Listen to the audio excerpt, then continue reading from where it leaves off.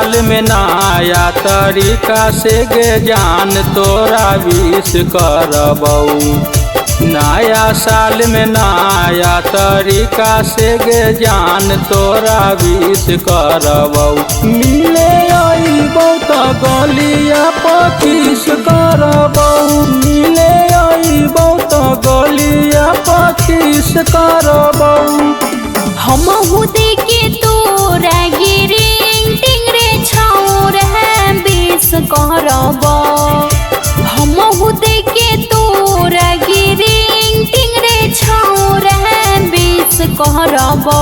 मिले ओई है त गलिया पचीस करबौ। मिले ओई है त गलिया पचीस करबौ।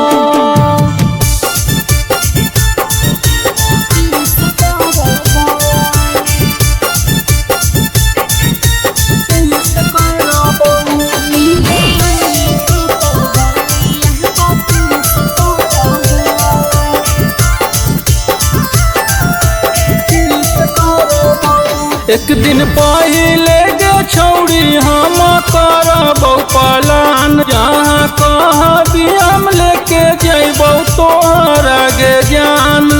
तोहरा गे जान जहाँ ले जहिमी छौरा रहबौ तो यार रे। हम बरी करो हियौ तोरा से प्यार रे। 2025 के बाई बेल काम हम 26 करबऊ। 2025 के बाई बेल काम हम 26 करबऊ। मिले अइबौ त गलिया 25 करबऊ। मिले ओई है त गलिया पचीस करबौ।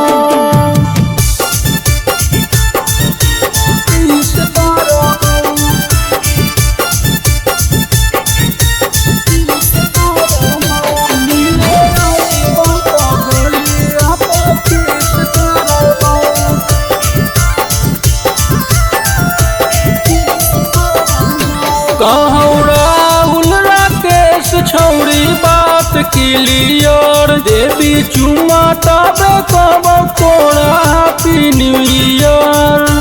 Happy new year. मन हो तो जवन छौरा करली हो खोल के। सेमटोयू कहबौ छौरा मुहमा से बोल के। कोरा में भर के हम प्यार गे जान भरहिक करबऊ। कोरा में भर के हम प्यार गे जान भरहिक करबऊ। मिले अइबौ त गलिया 25 करबऊ।